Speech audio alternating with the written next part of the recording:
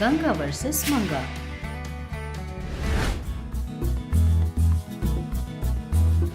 एक गांव में रामू रहता था। रामू एक बहुत अच्छा आदमी था। रामू जंगल में लकड़ी काटकर गांव में बेचता था, जिससे उसे कुछ रुपए मिलते थे।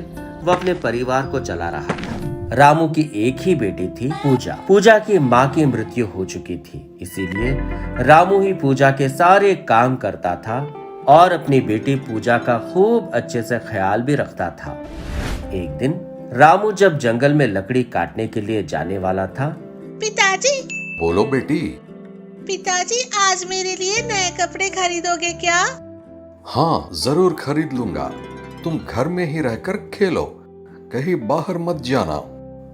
ठीक है पिताजी। रामू लकड़ियां काटने जंगल की ओर चलने लगता है। रास्ते में एक चाय की दुकान के पास रामू का दोस्त सोमू रामू को देखकर पूछता है, क्यों रामू, लकड़ियां काटने जा रहे हो?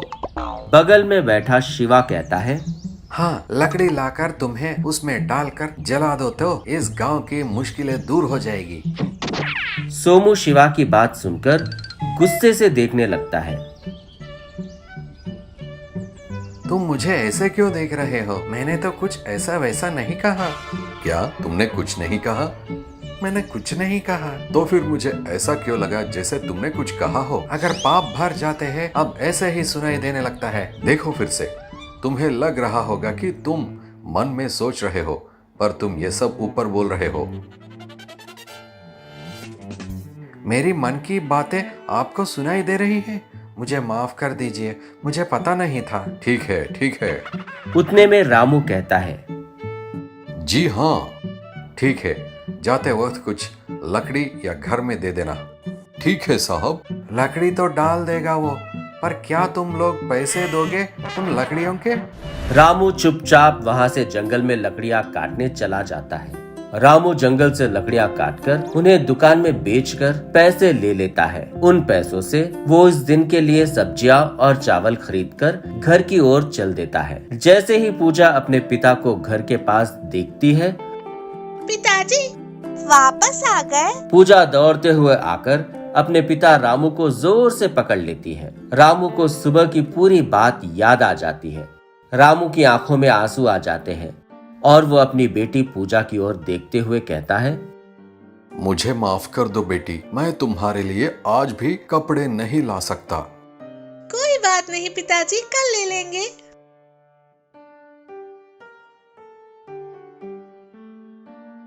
ये क्या है बेटी, तुम मुझसे हर रोज नए कपड़े की मांग करती हो। शाम को जब मैं कपड़े लाना भूल जाता हूँ तब तुम कहती हो कोई बात नहीं, कल ले लेंगे। ऐसा क्यों बोलती हो? रामू की बातें सुनकर मैं जानती हूँ कि आपका इस दुनिया में मेरे सिवा कोई नहीं है। आप जो कुछ भी करोगे हम दोनों के लिए ही करोगे।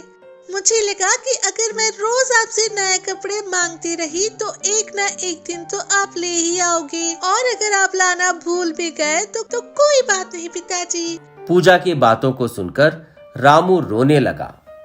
मैं तुम्हारे लिए किसी न किसी दिन नए कपड़े जरूर लाऊंगा। दिन गुजरते जा रहे थे, पर रामू कितनी भी कोशिश करने के बावजूद अपनी बेटी के लिए नए कपड़े नहीं खरीद पा रहा था। कुछ ही दिनों में बारिश का मौसम शुरू हो गया। रामू हर रोज की तरह कुल्हाड़ी लेकर जंगल की ओर जाता है, पर उसे वहां पर एक भी सूखा पेड़ नहीं दिखाई देता। रामू जंगल के और भी अंदर जाता है ताकि उसे कम से कम एक सूखा पेड़ तो दिखाई देगा। जंगल में एक भी सूखा पेड़ नहीं दिखाई दे रहा। आज तो खाने के लिए भी कुछ खरीद नहीं पाऊंगा। रामू थककर एक पेड़ के नीचे बैठ जाता है। उतने में उसकी आंख लग जाती है और वो सो जाता है। बहुत देर के बाद उठकर, अरे अंधेरे होने वाला है, मेरी बेटी इंतजार कर रही होगी, जल्दी चलता हूँ। रामू वहां से उठने लगता है कि उस पेड़ के खोखले में से एक चिड़िया की आवाज सुनाई देती है। आसपास तो कोई चिड़िया भी दिखाई नहीं दे रही, तो फिर ये आवाज कहाँ से आ रही? रामू सोचते हुए उस पेड़ के खोखले में झांक कर देखता है। वहाँ पर उसे एक छोटी सी नवजात चिड़िया दिखाई देती है। बेचारी सी चिड़िया न जाने इस पेड़ की खोखेल में कैसे फंस गई। रामू धीरे से उस नवजात चिड़िया को पेड़ के खोखले में से निकालकर बाहर जमीन पर रख देता है। जमीन पर रखते ही वो चिड़िया एक देवदूत का रूप ले लेती है।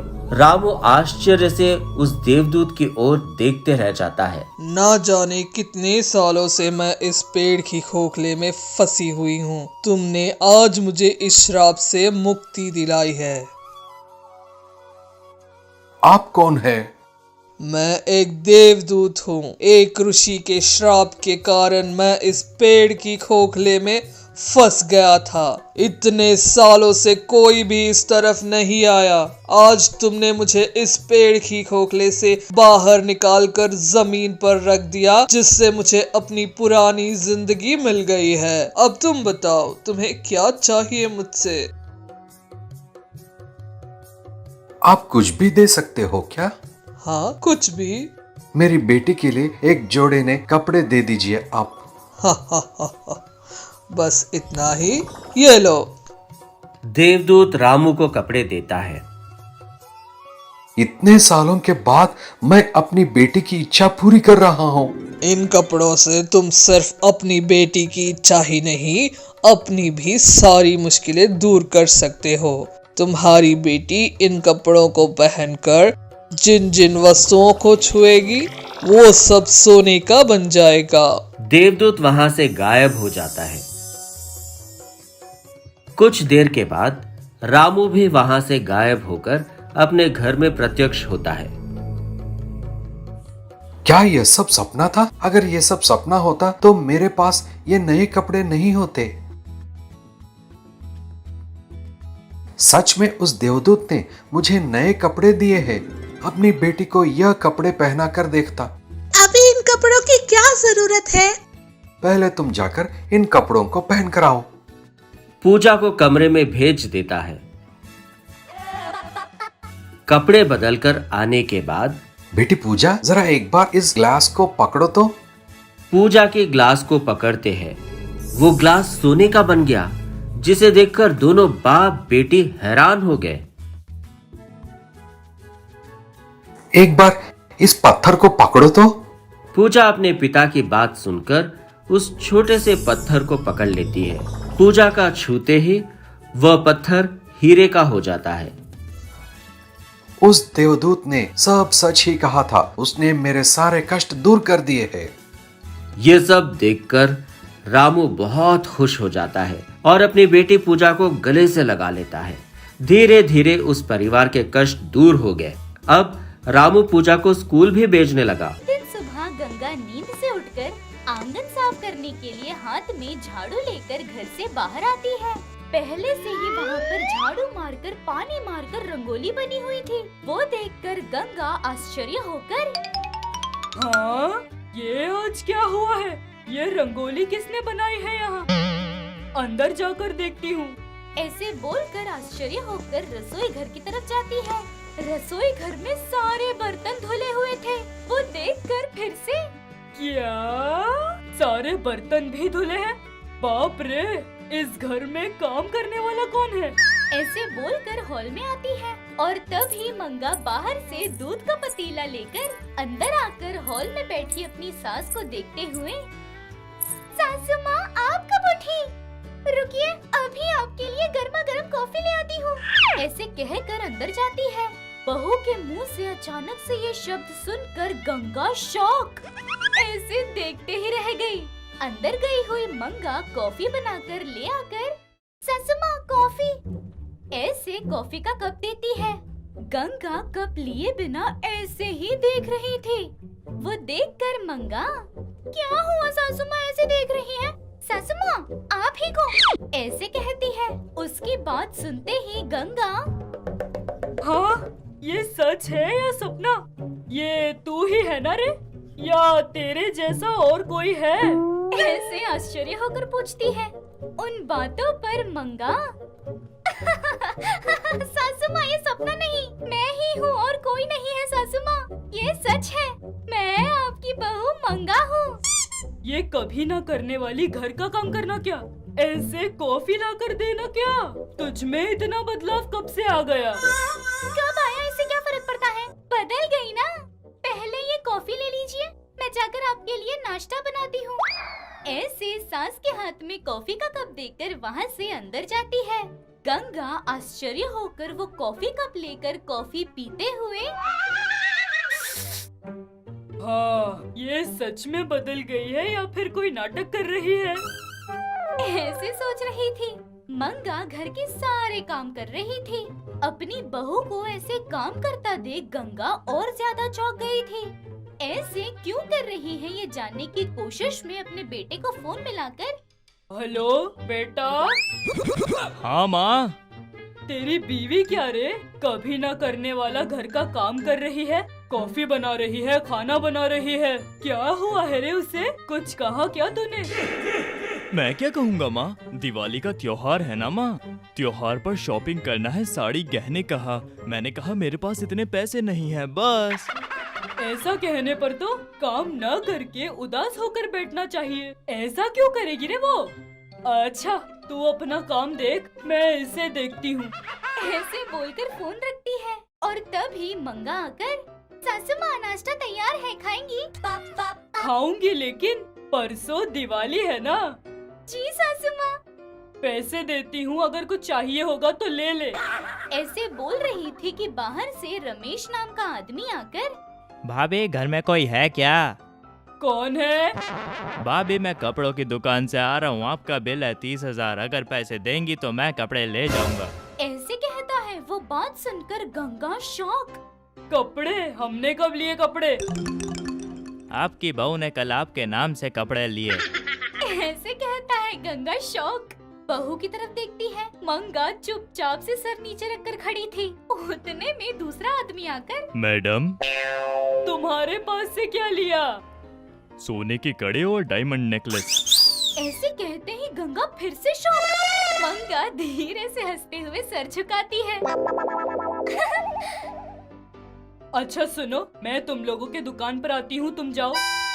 ऐसे बोलकर उन दोनों को वहाँ से भेजकर अपनी बहू के पास आकर, हाँ, सुबह घर के सामने रंगोली देखते ही शक हो गया था।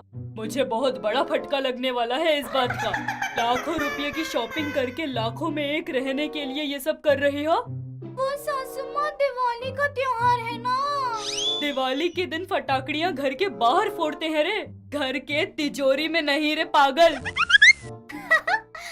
वैसे भी जो भी लेना था मुझे बता कर लेती ना तू। बताऊंगी तो आप कहाँ मना कर देंगी, इसलिए। और अभी नहीं करूँगी। चल, जो भी लाया है लौटा देना। वो बात सुनते ही मंगा चौंक जाती है। सास के साथ मिलकर सब कुछ लौटा देती है। सब देखकर उदास होकर घर लौटकर आ रही थी कि गंगा, रुक जा, कहाँ चली? और कहाँ सासू माँ, घर पर। हाँ जाएंगे, पहले इस दुकान से तुझे जो पसंद है वो ले ले। लेते हैं। नहीं कहकर सारी चीजें तो लौटा दी ना सासू माँ। ऐसे चोरों की तरह लेना अच्छा लगता है क्या? सासू माँ, मुझे ये चाहिए, ये दिला दीजिए कहेगी तो नहीं दिलाऊंगी। तुझे जो भी चाहिए वो मेरी नजरों के सामने ले। ऐसे कहती है। वो बात सुनकर मंगा बहुत खुश, पसंद की सारी चीजें लेती है। ऐसे मंगा दिवाली के त्योहार पर साड़ी, गहने ऐसे बोलकर सब लेती है। त्योहार का दिन बहुत ही ज्यादा खुशी से भरा हुआ था। दिवाली के त्योहार पर सास बहू दोनों मिलकर तरह तरह की मिठाइयाँ बनाती हैं, लक्ष्मी की पूजा भी करते हैं और रात में घर के बाहर सभी लोग मिलकर बहुत ही धूमधाम से फटाकड़ी फोड़ रहे थे। बहू को देखकर गंगा बहुत खुशी से अपने बेटे के पास जाकर, इतने सालों में कभी इसे इतना खुश नहीं देखा, आज पता नहीं क्यों बहुत ज्यादा खुश है। ऐसे बोलते ही उसका बेटा मंगा की तरफ देखते हुए, माँ वो ऐसी है, इसका मतलब अगली बार और बड़ा कारनामा करेगी। माँ इसके सामने फूक फूक कर कदम रखना होगा। नहीं रे, वो बदल गई है रे बाबा। माँ जमीन आसमान ये मिलते ही कहोगी तो मैं मान लूंगा, लेकिन तुम्हारी बहू बदल गई है ये कभी नहीं मानूंगा। और उसके बारे में सोचना छोड़कर मुझे त्योहारों पे बनाई मिठाइयाँ दो माँ। ऐसे कहता है। गंगा ठीक है कहकर मिठाइयाँ देती है। ऐसे पहली बार घर में सभी लोग बहुत ही धूमधाम से दिवाली का त्योहार मनाते हैं।